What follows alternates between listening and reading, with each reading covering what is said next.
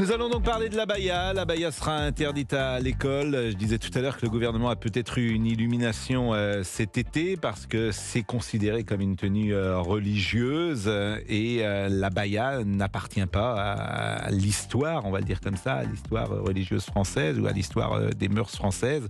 C'est aussi simple que ça. Et l'abaya illustre d'autres mœurs, une autre culture, une autre religion et ce n'est pas celle qui a prédominer sur le sol de France, même si forcément des cultures nouvelles peuvent arriver dans notre pays.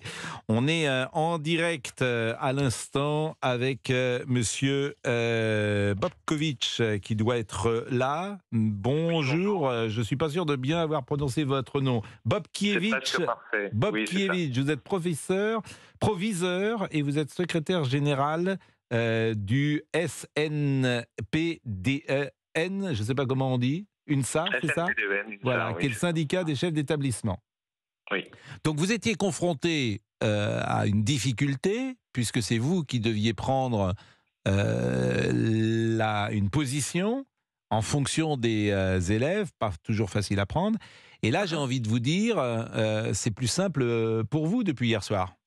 Oui, c'est ça. C'est-à-dire que en octobre dernier, le ministre précédent avait envoyé effectivement une note aux chefs d'établissement leur demandant de prendre la décision en fonction d'un certain nombre de critères, la répétition du port de l'abaya ou lorsque l'abaya était associée à un discours ou un comportement prosélyte.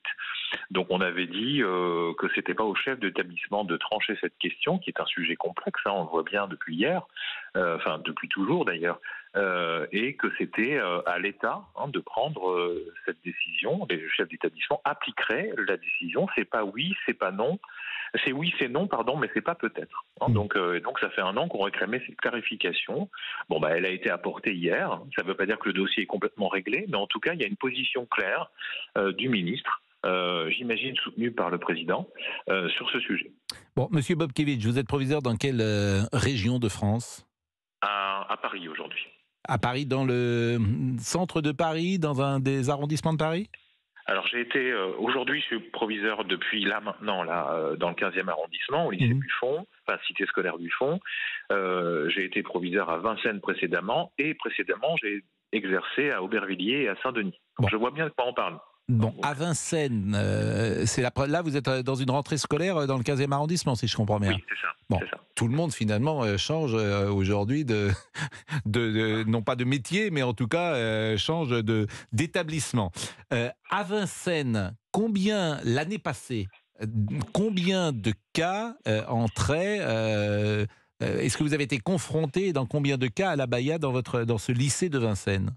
Une tentative en 4 ans. Donc c'est quand même, c'est pas très présent, manifestement, à Vincennes. Alors, bon. C'est très inégal sur le territoire, c'est-à-dire dans 95% des situations, il n'y a quasiment pas de sujet, ou quand il y a un sujet, on est sur des situations isolées qu'on est capable de résoudre à travers le dialogue, l'échange avec l'élève et sa famille. Et c'est ce qui s'était passé par exemple à Vincennes ? Et c'est ce qui s'était passé par exemple à Vincennes. Mais est-ce que vous avez des proviseurs qui vous disent qu'ils sont confrontés chaque jour à une multitude de cas ? Oui, c'est-à-dire vous avez sur le territoire, et tout le monde le sait, vous avez déjà eu de nombreux reportages sur cette question, des situations où, à la marge, dans un certain nombre d'établissements limités en France, mais ça existe, où effectivement l'abaya est installée dans l'établissement. Alors comment ces proviseurs vont-ils gérer cette situation, à votre avis ? Alors, il y a deux choses. Il y a d'une part un discours clair institutionnel qui va effectivement permettre aux chefs d'établissement d'agir plus directement. Et il y a surtout la nécessité, et ça a été demandé au ministre, en tout cas moi je lui ai demandé, d'être accompagné. C'est-à-dire qu'aujourd'hui, demain, à la rentrée... Mais accompagné par qui, ça veut dire quoi ? Accompagné par des équipes, par des personnels, c'est-à-dire Oui, mais si vous êtes dans un lycée, par exemple, vous dites l'abaya est installée, je reprends votre terme, c'est-à-dire quoi installée ? C'est-à-dire que vous avez peut-être une jeune fille ou sur 2 ou sur 3 qui a l'abaya, c'est ça que vous dites ? Non, on n'en est pas là, mais il peut y en avoir plusieurs dizaines. Donc dans ce cas-là, il faut... Dans ces cas-là, comment le proviseur va-t-il faire ? Je vais vous le dire, en tout cas c'est ce qu'il va essayer de faire, c'est-à-dire au-delà d'une communication type courrier courrier et communication générale, c'est recevoir en entretien toutes les familles et les élèves concernés. Et ça demande du personnel. Donc le ministre s'est engagé à ce que les établissements concernés puissent être accompagnés, et notamment à travers la présence de personnel des équipes Valeurs de la République qui vont l'aider à faire ce travail. C'est-à-dire qu'on ne peut pas simplement prendre une mesure et faut en plus l'expliquer, ça ne va pas de soi. D'une certaine manière. C'est ça qui est parfois compliqué, parce que vous allez entrer dans des discussions sans fin, j'imagine. Ils ont autre chose à faire, peut-être, les proviseurs et le personnel de l'éducation nationale, parce qu'on pourrait imaginer qu'une fois que la décision est prise, elle s'applique à tout le monde, et on ne va pas aller parler à chacun ou à chacune des jeunes filles et des familles pour les convaincre de ne pas porter l'abaya. Oui, mais vous voyez qu'une décision s'accompagne, quand elle s'accompagne d'un discours, d'un accompagnement, d'une explication, voire convaincre, parce que c'est mieux. Donc, et c'est notre travail, on est des éducateurs, donc c'est notre travail de le faire, surtout que c'est un sujet, on le voit bien depuis ce matin, qui pose un certain nombre de polémiques. Ah, ça pour le moins. Donc c'est bien d'être accompagné sur ces questions et que l'équipe de direction ne soit pas seule dans ces discussions et dans cette polémique qui va certainement se présenter aux portes de certains établissements. Vous êtes sur Europe 1 et Bruno Bobkiewicz est proviseur, secrétaire général du syndicat des chefs d'établissement. La rentrée, c'est lundi prochain ou c'est en fin de semaine ? Alors la pré-rentrée des personnels, des enseignants notamment, c'est vendredi 1er septembre. Oui. Et les premiers élèves arrivent à partir de lundi, effectivement. Bon, il y a combien d'élèves au lycée Buffon dans le 15e arrondissement ? Il y en a 1850. Ah oui, c'est un grand lycée parisien dans le 15e arrondissement, et que vous découvrez, j'imagine. On reste combien de temps généralement à la tête d'un lycée lorsqu'on est proviseur ? Entre 3 et 9 ans, la moyenne c'est 5 ans en général. Bon. Eh bien, merci beaucoup, Monsieur Bobkiewicz, et belle rentrée à vous. Il est 12h14. Merci. Et vous écoutez Pascal Praud et vous sur Europe 1. À tout de suite. 11h, 13h, Pascal Praud sur Europe 1. Et n'hésitez pas à appeler Pascal Praud avec vous jusqu'à 13h au 01 80 20 39 21, Pascal. L'abaya sera donc interdite dans les lycées, et on entendait il y a quelques secondes Bruno Bobkiewicz qui est proviseur et qui trouvait sans doute que c'était une bonne mesure. En tout cas, elle était claire, et nous sommes à présent avec Abdelatif. Bonjour Abdelatif. Bonjour Pascal Praud. Et merci d'être avec nous. Vous habitez Valenciennes ? Ah non, pas du tout. Vous avez changé de radio, mais moi j'habite toujours au même endroit, à Pau. Ah bah écoutez, sur la fiche qu'on m'a transmise, c'est marqué Valenciennes. Donc, c'est de ma faute, Mais c'est de la faute de qui ? C'est de la faute de monsieur Olivier Guenec ? Oui, c'est de ma faute, Pascal, excusez-moi. Ah bon, parce que je précise que c'est Olivier qui... Mais non, mais vous savez, il est très perturbé. Il est extraordinaire, mais il a eu des vacances compliquées, pour tout vous dire. Ah bon ? Et je n'en dirai pas plus, parce que la vie privée doit rester privée. Elle doit être privée surtout à la radio. Il a été privé de tout, d'ailleurs, même mais enfin, bon, c'est autre chose. Bon, sérieusement. Dites-vous que je l'ai invité à Pau, comme ça il va changer un petit peu. Bon, sérieusement, Abdelatif. Oui. D'abord, vous êtes peut-être de confession musulmane vous-même ? Oui, c'est très important, je l'ai confirmé, oui. Mais je pense que c'est pas, on peut donner son avis sans vraiment... Non, mais forcément, on n'a peut-être pas le même avis lorsque on est de confession musulmane et qu'on voit dans ce vêtement ce que quelqu'un qui ne l'est pas n'y verrait pas. C'était en cela que ma question était posée. Mais votre sentiment sur l'abaya dans les classes et dans les cours ? Bon, moi je vais commencer par la décision du ministre Attal. Je vais dire au moins, elle brille par sa clarté, puisque c'est l'une des rares fois où un ministre prend une décision radicale et qui dit que c'est interdit. Jusqu'à aujourd'hui, on a eu tous les sons de cloche, on ne sait pas si c'est interdit, c'est pas interdit. La deuxième chose, moi je pense qu'on aurait pu laisser ça au directeur d'établissement, qui pouvait gérer les peu de situations, parce que je pense pas qu'il y ait des milliers et des milliers d'enfants qui arrivent au lycée avec des abayas. Ça doit être une histoire de dizaines dans toute la France. Dans ce cas-là, on n'a pas besoin de prendre une décision ministérielle pour peu de cas. Sauf qu'il y a beaucoup de cas une augmentation de 150%, disait le ministre, d'atteinte à la laïcité. Et c'est quelque chose qui explosait. Mais 150% sur quel chiffre à la base? Parce qu'on peut dire 200%, mais si on démarre à 3-4 cas, mais ça fait toujours pas beaucoup. Hein. Certains proviseurs disent qu'évidemment c'est pas majoritaire, mais que, en fait, est-ce que vous partagez l'opinion de M. Attal lorsqu'il dit on nous teste, c'est-à-dire que l'école est testée, il faut être vigilant? Parce que l'abaya, que représente l'abaya? Est-ce que c'est un vêtement religieux pour vous? Franchement, vous voulez que je vous donne mon sentiment, et mon sentiment, c'est que c'est des jeunes qui, tout simplement, aujourd'hui, l'abaya, c'est devenu à la mode. C'est une mode qui va passer. Comme on avait à un moment donné des survêtements avec le pantalon levé vers la rotule, comme on avait la casquette à l'envers. C'est pas innocent, convenons que cette... Non, monsieur Pro, le problème c'est que ce sont des jeunes, à mon avis, qui sont perdus.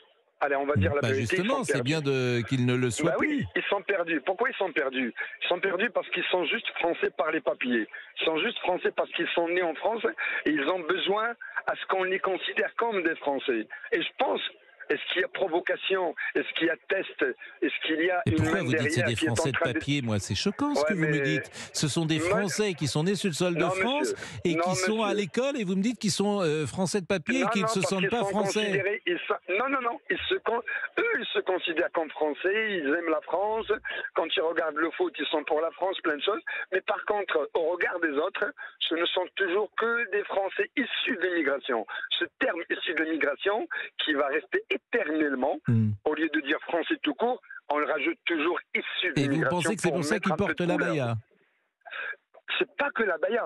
C'est pour ça qu'ils se sentent un peu rejetés d'un système et qu'ils essayent de créer quelque chose qui leur appartient. Ce discours victimaire, Abdelatif, moi j'adhère pas à ce discours victimaire. Je n'adhère pas. Vous allez dire que c'est victimaire, mais parce que oui, je n'adhère pas pour une raison simple, c'est que vous ne le vivez pas. Mais Abdelatif, quand quelqu'un se plaint, il vaut mieux même pas se plaindre parce que quand vous plaignez aux gens... Pourquoi je n'y adhère pas? Parce que les autres générations, c'est la 3e ou 4e génération. Le paradoxe de ce sujet, c'est que les enfants nés dans les années 70 n'ont pas eu ces soucis-là. Et les Français nés de l'immigration, comme vous dites, des années 70...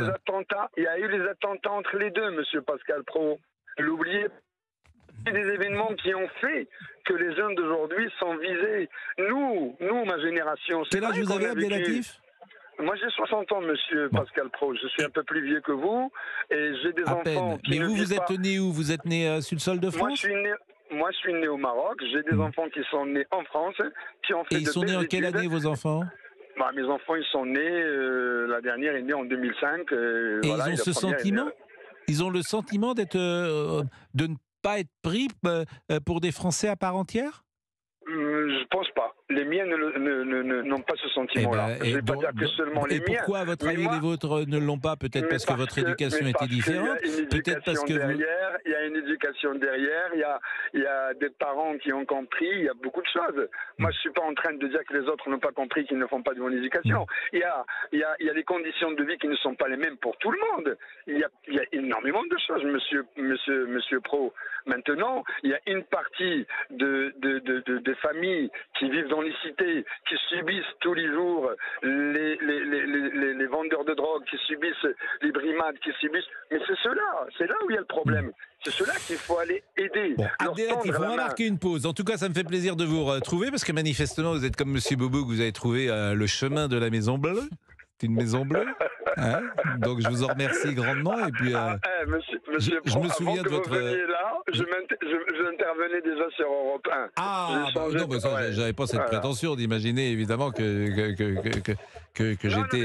J'intervenais jusqu'au moment où j'ai trouvé qu'avec vous c'était plus intéressant, parce qu'on pouvait vous bousculer. Mais j'adore ça. C'est ce que j'ai écouté. J'ai dit à Fabrice. J'ai dit à Fabrice Lafitte qui est à la réalisation. Je l'ai dit à tout le monde. C'est toujours plus intéressant lorsqu'un auditeur ne pense pas la même chose, en l'occurrence, même pour ceux qui nous écoutent. Parce que dans ces cas-là, nous représentons tous les deux deux positions qui peuvent être différentes. Mais il est 12h25. Il est 12h25. Vous êtes sur Europe 1. Nous sommes le lundi 28 août. Que me dit-on? Qui me parle?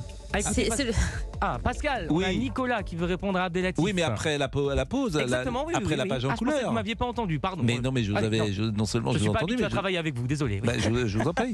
Mais donc nous revenons tout de suite. Et vous réagissez au 01 80 20 39 21 sur Europe 1 appel non surtaxé. À tout de suite sur Europe 1. Europe 1, 11h, 13h, Pascal Praud et vous. Merci d'avoir choisi Europe 1. Bienvenue si vous nous rejoignez.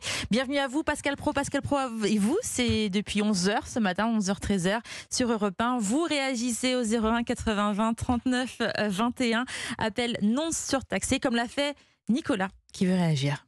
Et je rappelle que vous pouvez réécouter également l'intervention de Michel Sardou tout à l'heure sur les réseaux, notamment sur les pages Twitter du compte Europe 1. Il y a un service extrêmement réactif numérique dans la station et j'ai vu que vous pouviez déjà réécouter ce qu'avait dit tout à l'heure Michel Sardou. Mais Nicolas, vous le disiez, Géraldine est là. Bonjour Nicolas. Bonjour Monsieur Praud. Vous êtes professeur d'histoire-géographie, vous écoutiez Abdelatif et vous pouvez peut-être non seulement lui répondre, mais même engager le débat avec lui. Abdelatif pourra vous répondre.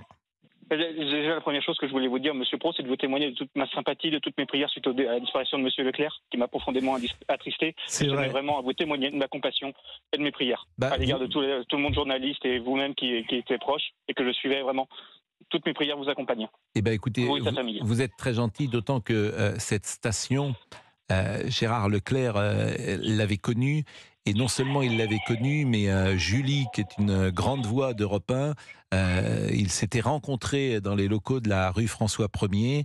Et j'étais présent d'ailleurs à la cérémonie jeudi dernier des obsèques de Gérard.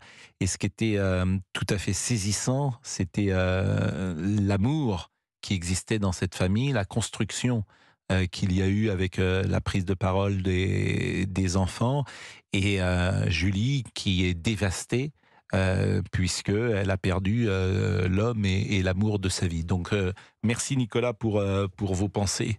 Merci beaucoup. Mais, avec plaisir entre guillemets, mais voilà. Moi ça m'a profondément attristé pendant les vacances, donc je tenais à vous le dire. Eh ben c'est très aimable à vous. Vous vouliez intervenir donc sur la Baïa et peut-être proposer une réponse à Abdelatif. Moi, je suis presque à 100% d'accord avec ce que dit Monsieur Abdelatif. Il a raison. Moi, je suis pas spécialement concerné par ce qui se passe parce que j'enseigne dans l'enseignement catholique vendéen. Donc, on n'est pas vraiment confronté à ce genre de problème. Mais je vais placer la Baïa sous une tenue qui, pour moi, n'est pas appropriée au travail, au même titre que le croc-top, que le baggy, etc., etc. À un moment donné, il faut une réponse ferme du ministre. On l'a eu, parce que là, je pense que laisser la responsabilité aux chefs d'établissement, c'est ne pas les couvrir. Ce que veulent les chefs d'établissement pour les côtoyer, parce que je suis dans le conseil de direction de mon établissement, c'est une ligne claire et surtout se couvrir, se protéger. Imaginez un seul instant qu'un établissement dise oui, un autre non. Ça va se savoir, les familles vont faire des recours juridiques. Non, c'est pas possible. Là, on a une réponse claire de l'État, on l'attendait, et cette réponse, elle est tout à fait satisfaisante. Pour moi, la baïa n'est pas une tenue religieuse, à proprement parler, mais elle fait appel à des identités. Le but de l'école n'est pas de manifester son identité singulière, mais plutôt de faire corps, de faire collectif. Moi, je me rappelle, ma grand-mère, quand on allait le dimanche à la messe, on devait s'endimancher. Donc, il y avait une tenue qui était associée à la pratique du culte. L'école n'est pas la place pour ça. Vraiment. Alors, je vous propose d'écouter Gabriel Attal, puisque ce matin, il a pris la parole. Il était hier dans le journal de TF1, mais il a peut-être précisé les choses et écoutons-le. Notre école est testée continuellement, nous le savons. Ces derniers mois, nous le savons, les atteintes à la laïcité se sont considérablement accrues, avec notamment le port de tenues religieuses comme les abayas ou les camis, qui ont fait leur apparition et se sont installés parfois dans certains établissements. La fermeté de la réponse de l'école est mise à l'épreuve par ces nouveaux phénomènes, face parfois aux coups de boutoir, aux attaques, aux tentatives de déstabilisation. Nous devons faire bloc et nous allons faire bloc. Est-ce que vous-même, vous l'avez dit Nicolas, vous êtes dans une école catholique, donc par définition, vous n'êtes sans doute pas confronté à cela? Je reçois beaucoup d'élèves musulmans. Quand on traite de l'histoire de l'islam, ils ont le droit de ramener le Coran. Moi, je leur fais visiter des mosquées. J'organise souvent un voyage en Andalousie. On rentre dans les mosquées, on essaye d'expliquer. Mais on explique, justement. On ne reste pas dans une forme d'obscurantisme où l'objectif de l'école, c'est vraiment de s'émanciper par rapport à tout ça. Après, ils font ce qu'ils veulent en privé. Moi, le privé ne me dérange absolument pas. Mais à un moment donné, l'abaya n'est pas une tenue de travail, au même titre que le crop top, que le baggy, etc., etc. Alors vous mettez ça sur encore une autre ligne, c'est-à-dire qu'il vous dites qu'il n'est pas adapté pour travailler. Mais Gabriel Attal a également parlé du camis. Je suis pas sûr que tout le monde connaisse précisément ce qu'est le camis. Et le camis, c'est évidemment, d'abord c'est pour les hommes, l'abaya c'est pour les femmes, mais le camis, qu'on peut appeler d'ailleurs parfois le boubou en Afrique, bah, c'est un vêtement qui couvre les parties intimes de l'homme et qui est une sorte de longue robe que porte parfois un homme jusqu'aux chevilles et qui lui permet comme cela de masquer l'essentiel de son corps. Abdelatif, je ne sais pas d'ailleurs si sur le camis, c'est intéressant parce que M. Attal n'a pas parlé du camis, mais le camis, le camis c'est aux hommes ce que l'abaya est aux femmes. Exactement. Je vais juste revenir sur l'intervention de M. le ministre qui ramène ça à un test de la République. Je crois qu'on exagère un petit peu. Franchement, c'est vraiment de l'exagération. S'il y a vraiment un moyen de mettre la zizanie entre les Français de toute origine, c'est vraiment ce genre de discours. Oui, mais à force, Abdelatif, moi, j'entends ce que vous dites, mais ça fait 40 ans que j'entends ça. Oui, mais moi aussi, ça fait de 1984 quand le ministre de l'Éducation, c'est-à-dire Bayrou, avait pris une décision sur le foulard. Moi, je suis d'accord avec le prof que j'ai. Non, le premier, c'est Bayrou, je crois. Je pense que c'est 89. Et en 1989, c'est le deuxième septennat de François Mitterrand qui commence. Et on va vérifier. Et c'est Lionel Jospin qui est le ministre de l'Éducation nationale à ce moment-là. Bon, moi, ce que je veux dire par là, et je rejoins le prof qui nous écoute, j'ai oublié son prénom. Je vais Nicolas. Nicolas. Merci Nicolas. Moi aussi, je veux dire, mon témoignage, c'est que mes enfants, ils ont fait leurs études dans des écoles privées catholiques, où il y a un échange entre les religions. Où lorsqu'on parle de Jésus, on leur demande aussi de parler de leur prophète et qu'on puisse échanger. Et c'est ça le rôle d'une école. Une école n'est pas là pour mettre les uns en face des autres. Elle est là pour que tout le monde vive ensemble. Nous sommes d'accord, Abdelatif. Oui, mais vous êtes d'accord avec moi, mais vous n'êtes pas d'accord non plus. Non, je ne suis pas d'accord parce que je sais que votre... oui, mais vous ne pouvez pas être les deux. Je suis d'accord avec ce que vous dites vous, mais je sais que d'autres gens nous testent ou testent la France. Mais personne ne vous teste. Si vous dites personne ne vous teste, non, je ne partage pas cet avis. Mais non, mais personne ne vous teste. Il y a une volonté d'imposer sur le sol de France chez certains des mœurs et une culture qui n'est pas celle-là. Est-ce que vous pensez que des gamins de 14 ans qui ne sont pas encore matures, ils vous testent? Mais ils ne peuvent même pas. Ils ne savent même pas de quoi vous parlez quand vous leur dites ça. C'est de la provocation. Peut-être de la provocation. Mais alors pourquoi le portent-ils? Ils le portent. Pourquoi? Parce que, comme je l'ai dit tout à l'heure, ils se sentent pas bien. Alors que leurs parents ne le portaient pas. Ils se sentent pas bien. Donc ils se sentent pas bien en France, donc ils le portent pour manifester une forme de colère ou de... Exactement. Là, je serais d'accord avec vous. Une sorte de dire... on m'accepte. Mais cette colère, vous la trouvez justifiée?